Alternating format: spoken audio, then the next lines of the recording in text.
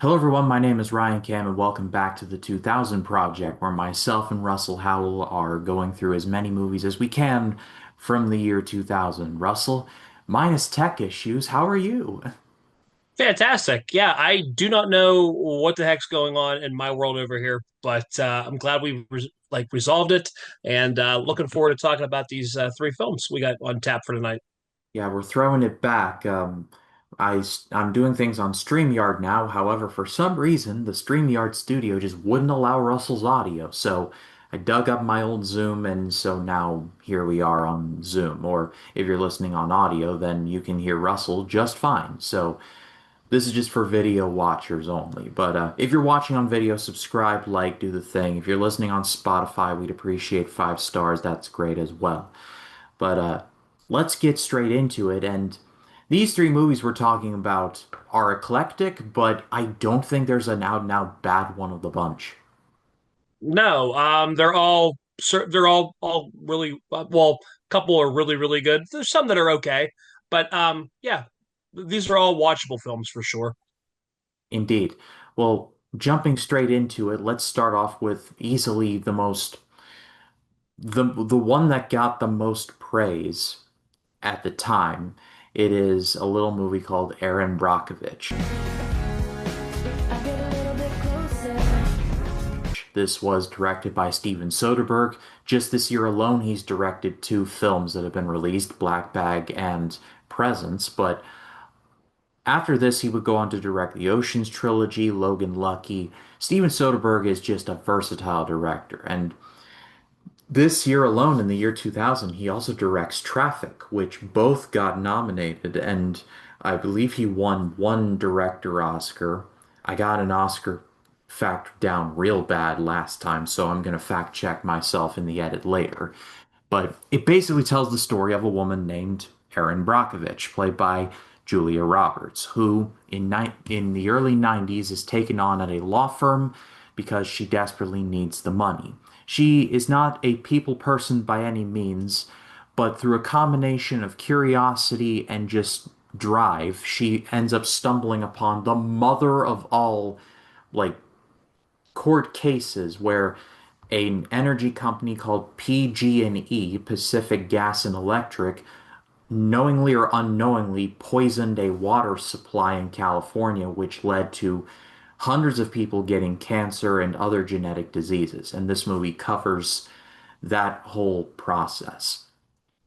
I had always heard about Aaron Brockovich, never seen it, and I'm glad that I've rectified it now because Russell, this movie was like if I know Gladiator won for Best Picture, but if this had won for Best Picture, you won't hear me complain. Yeah, this was my first time watching it as well. Was always one that from the 2000s that always stood out as I can't believe I haven't seen it. You could definitely see why Julia Roberts won Best Actress for this film. Yeah, the movie is just a fantastic film from top to bottom. Very, it's a little bit over 2 hour runtime. It's still tight. I love the chemistry, the back and forth she has with Albert Finney. I think Albert Finney is very I won't say underrated because he got nominated for it, but still, I think not a lot of people do give him props for the film, and I think he's really fantastic in this film. Aaron Eckhart, all really serviceable in the film. I liked it a lot. Definitely one of those legal. I think this would play hand in hand with Dark Water pretty well. I think it'd be a good poisonous water, poisonous water twosome there.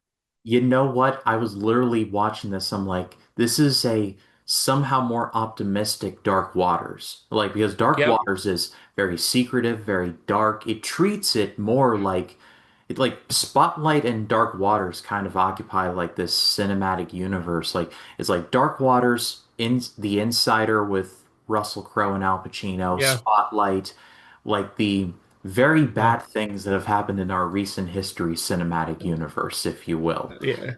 Yeah. And I feel like because this is a happier ending than those, this is still an incredibly dark story because you don't want to like drink a glass of water or like go into a pool and like think to yourself, I wonder what chemicals are in here. But unfortunately, in this case, there's some pretty scary stuff that like was happening behind closed doors and just some scumbag behavior. Yeah, I mean, but then you think about it, how commonplace is it for us just to jump into a pool and not even think twice about it? You know what I mean? Mhm. Or obviously with tap water, a lot different now. Obviously, you can Flint, Michigan. Just other things though. Outside of that, though, I'm thinking like we get jugs of water delivered to our house, so we water cooler at our house. So, but for other places that you really start to think about that kind of stuff when you watch movies or you hear stuff like that, like I said, Flint, Michigan, a decade ago. It's crazy that you have to worry about that. Do you know what I mean? Like going into a pool and having to worry about like what kind of chemicals did you ingest, and then all the different mutations that happen, like spinal issues, cancers, uh, stomach rotting away, and stuff like that. Just crazy stuff that all because they negligently put this stuff in the cleaning the facilities without proper care and proper lining of the where they put the wastewater and stuff like that. And Just tried to completely cover it crazy. up too. That's the scary part. They tried to cover it up badly, but they Yeah. did, which meant they were just straight up ashamed of it. Well, when you have 23 billion or 24 billion, whatever the worth or whatever their income was that domestic year or whatever, you can make things disappear quickly. It is really scummy, but it takes dedication and hard work, like your Aaron Brockoviches out there, to finally unearth the bad that actually happens, and for these like big time firms to be held accountable. And the movie, you're invested from the get go. Like I said, I thought 2 hours and 10 minutes. I'm like, oh, this movie's going to drag, and I just, it was one of the ones I just never said, hey, I want to go see it. I want to watch it. You know what I mean? But with us obviously tackling everything in 2000, watching this movie, I'm glad I did. And kind of what you said, obviously Gladiator still, I like Gladiator more, but I wouldn't be upset if, Traffic had won Best Picture, if Aaron Brockovich had won Best Picture. I mean, they're all really fantastic films.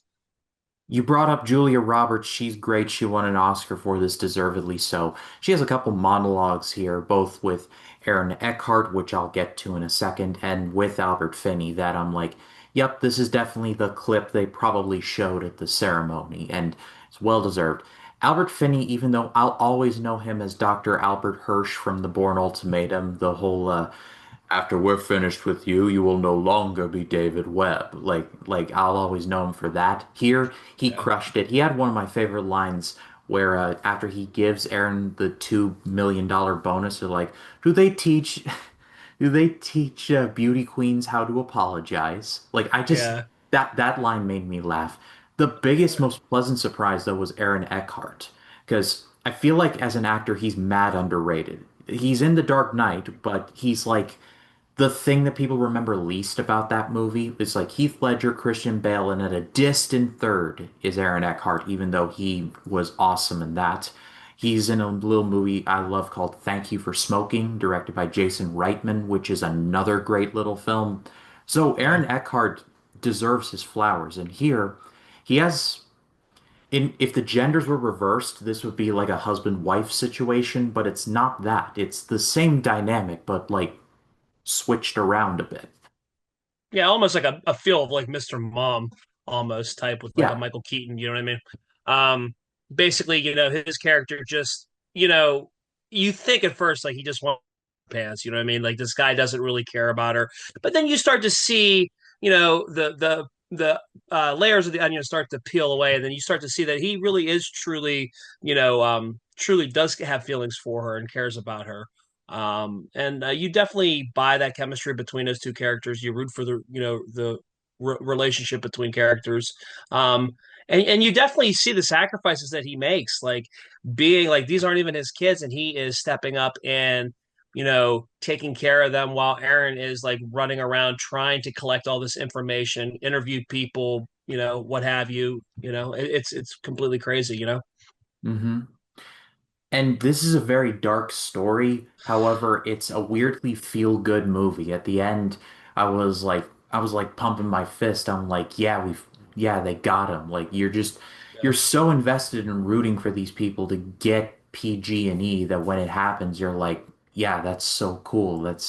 And to know that this actually happened, like that's just it's crazy bad that it happened, but also crazy good because this whole thing is like, okay, this bad thing happened, but justice was ultimately done, so that's ultimately a good thing.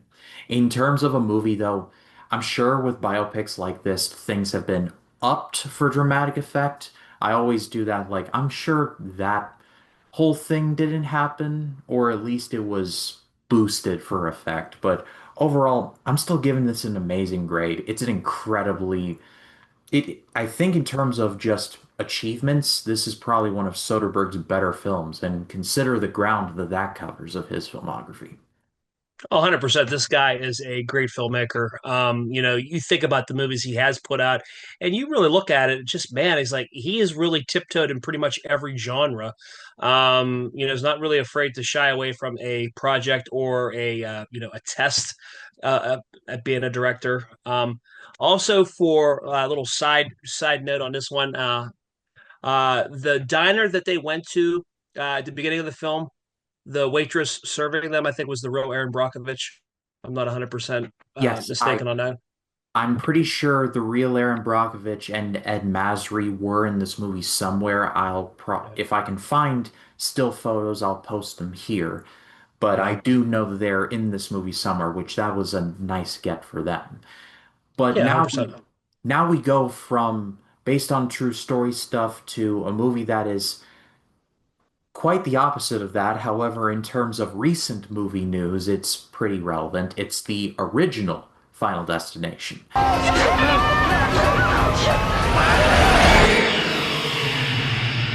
This was directed by James Wong, one of the creators of a little show called The X-Files, and starred Devon Sawa, Ali Larter, Kerr Smith, and Tony Todd for one scene, but he's still there, may he rest in peace, and Sean William Scott. It tells the story of a group of high school students who are going to Paris to do a study abroad program. However, one of the students, played by Devon Sawa, experiences a premonition that the plane is going to crash. And not in the Alanis Morissette way, where it's like, and when the plane crashed down, he thought, well, isn't this nice? No, it's not nice at all.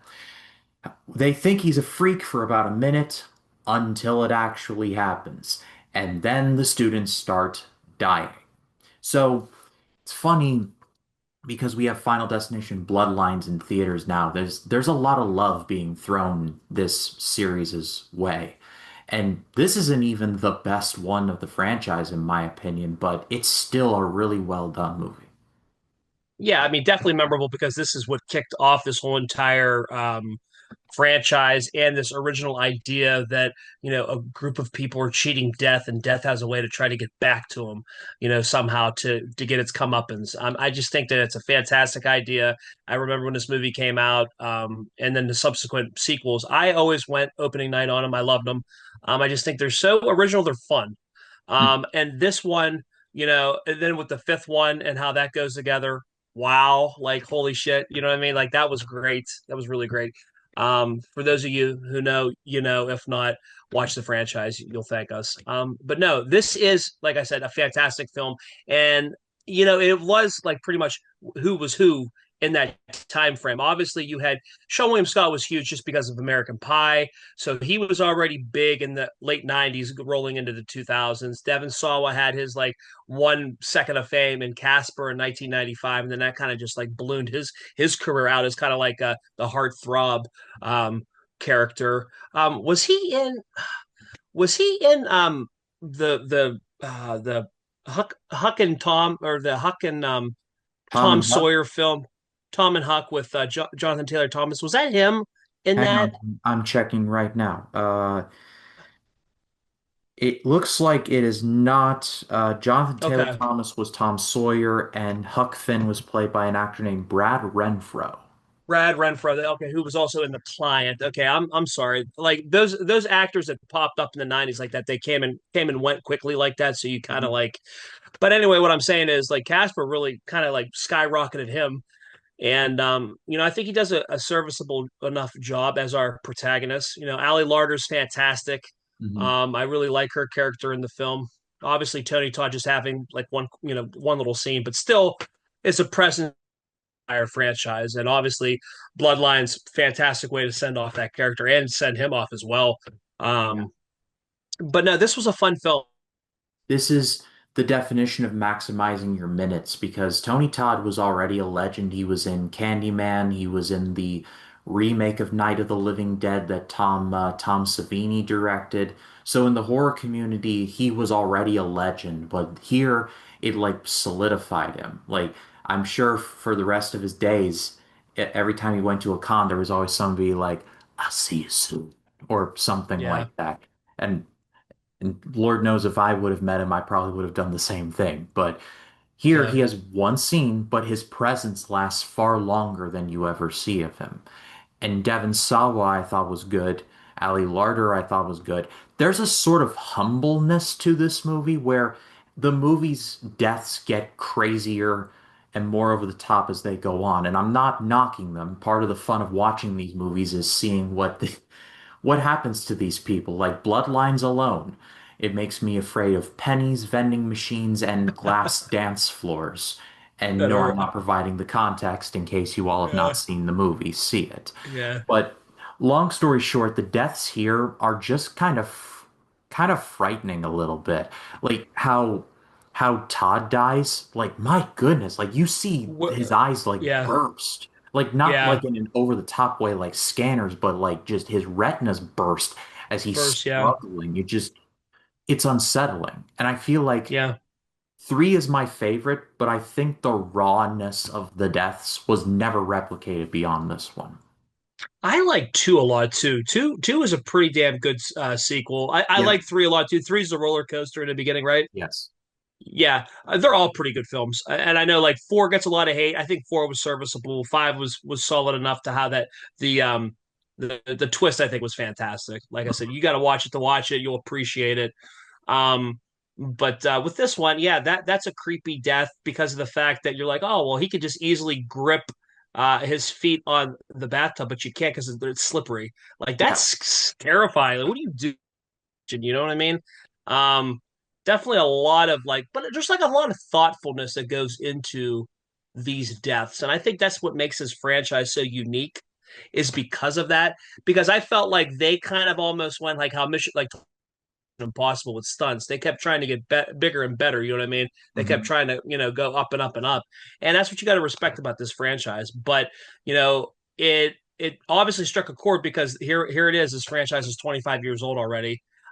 Six films. You know what I mean? So And obviously it did enough to and arguably more relevant than it's ever been with Bloodlines now in theaters, and that movie received like more praise than I would have expected to from both critics and 100%. audience. One more thing before I forget and we move on. This movie actually had an alternate ending where Devon Sawa's character died. Like he dies off screen in the second one, but he dies here in the flaming car, the car crash at the end. Yeah. And Ali Larter's character gets pregnant with their child.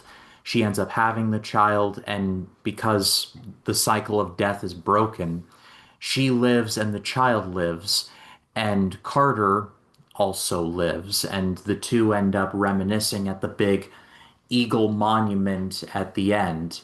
And it even ends with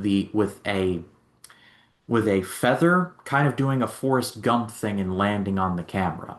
I'll put a clip of it in the edit so that everyone can understand what I'm talking about. But Okay. my but Jacob Collins showed it to me and I'm like, to think that it would be so closed off like that. Like imagine Yeah. if that was the actual ending.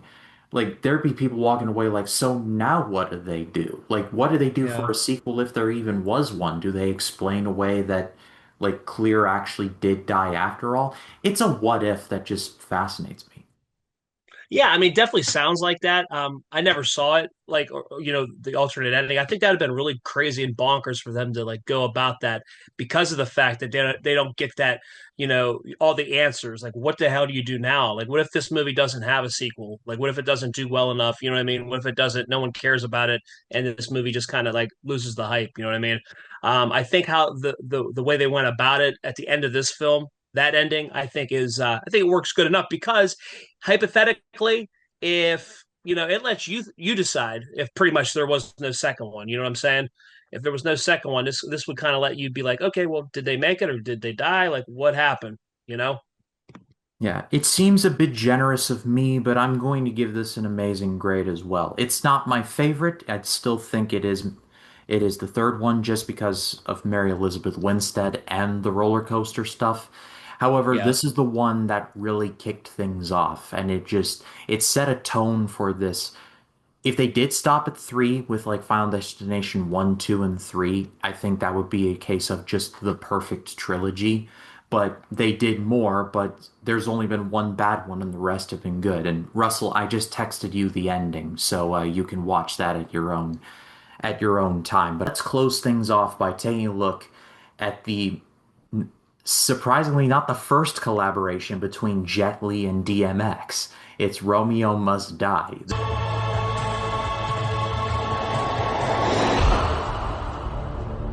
This was directed Strong.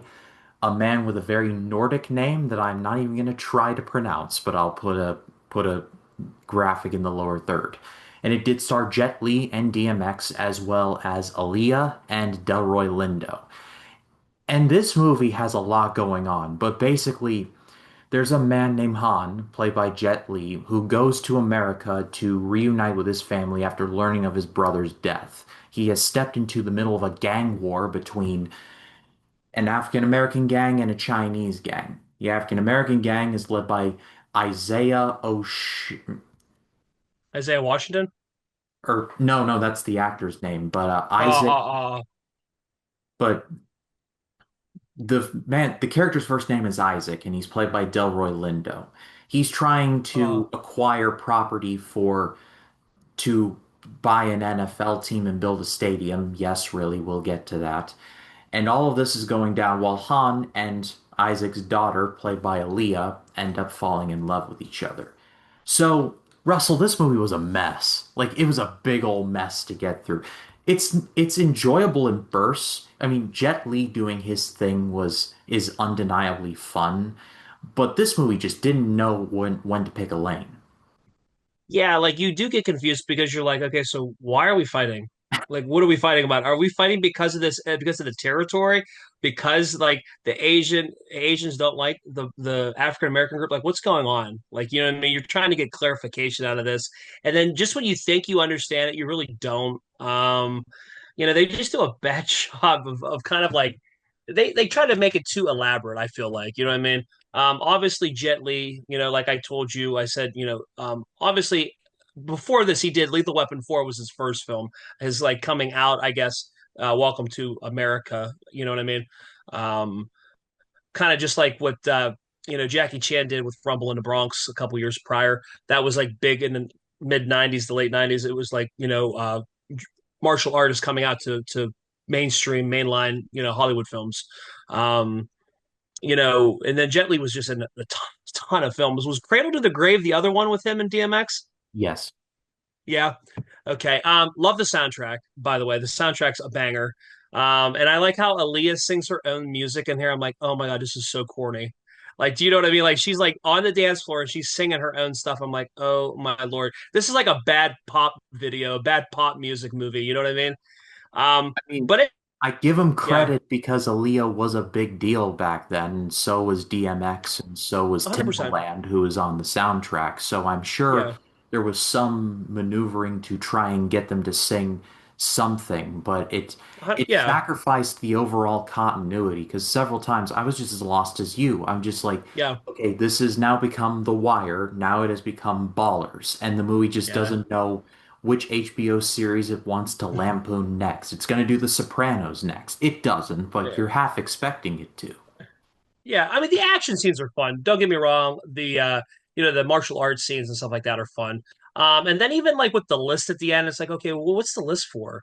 Like, what are we doing? Like, are these just areas that like, I don't know. There's just a lot of murky waters. Dark waters in this movie, I should say, to tie it back to dirty water. Yeah, Um, you see what I did there? Yeah. yeah. But I don't know. It's a fun enough film. Aaliyah definitely, tragic ending to such a young talent. Obviously, Queen of the Damned, she was in as well.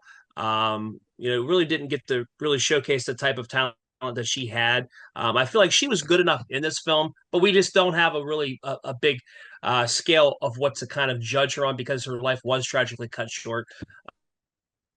Fantastic, has a great voice. Her songs were always catchy. But overall, the film is just kind of like, it's moderately entertaining. It's like pretty much turn off the thought bubble in your head in the Yeah. film and just kind of enjoy, like, just enjoy the scene. Like, I just don't appreciate how our boy Jet Li doesn't get any love No, at he the end. Like, does. you think you're like, dude, what? Come on, like all this, you're building it up. I feel like you're building up a semi type of connection or chemistry between characters, and you just leave us hang like that, man. I don't like that. One thing that I wanted to bring up before I forget was that one of the henchmen in the movie is a young Anthony Anderson. And Yeah, I'm just every time I see him, I'm like, you're supposed to be eating the whole plate of donuts in the Transformers movie, Mr. Anderson. yeah. Now he's like a vigilant diabetic. Yeah, he's like very. He like lost a bunch of weight. If you see his like commercials, he does like a lot of commercials for like diabetes and stuff like that. But yeah, it is crazy to see a heavier set Anthony Anderson like that. Popped up a lot in films throughout the 90s and 2000s. Half of his lines are calling Jet Li dim sum, which is very disappointing, but it was the year 2000. It was just sign of the times. Also, who's Romeo? It's a throwaway line that is said in the last scene where it's like, "Sorry, Romeo, you got to die." I'm like, ah, there's the trailer line. Yeah, It took you nearly 2 hours, but you finally crammed it in. so dumb, man. I'm like, dude. And then it was funny because like, there's no character named Romeo, so you're just like, you don't know who's this Romeo that really has to die. He's, not a lot of people really like this dude, but yeah, it's a serviceable enough film. I feel like these movies all play the same. Like this one with Cradle to the Grave, Exit Wounds, all those movies with like even like DMX is in Exit Wounds. I think Steven Seagal he's in Exit Wounds. Um, a lot of those movies that can pretty much all merge together in a big type of maybe like an MCU type universe. You know what I mean, with rappers and rappers and movies or whatever. But decent enough movie. Definitely not the worst 2000 for sure. Yeah, I'm giving this a good rating. It's like you said, it's a turn your brain off martial arts kind of thing. It like just Jet Li does very cool things involving jackets and riot shields, and that makes it worth it at least one time. Oh, But even the fire hose too. that kind of made me mad because I'm just sitting there like, what? Like a fire Yeah, hose, those ones are like pressured up, but to break glass, like what? yeah. I don't know. I don't know. I mean, they got to be pressurized pretty heavy. I mean, if they got to fight fires, I don't know. I think Apparently. it could do some damage. Well, I pass it off to all of you. What did you think of any of these movies? Let us know in the comments. We would love to read what you have to say. And Russell, it's a privilege to do this, whatever we're doing every Friday, but tell the people where they can find you. Yeah, we're just clawing away, man. It's between 2060s and horror films. Yeah, Notorious by Chance podcast. We're still, yeah, I still got to record a Nora. We're making the best of it. We'll put that out eventually. Mhm. Notorious by Chance on Facebook, YouTube, all that fun stuff.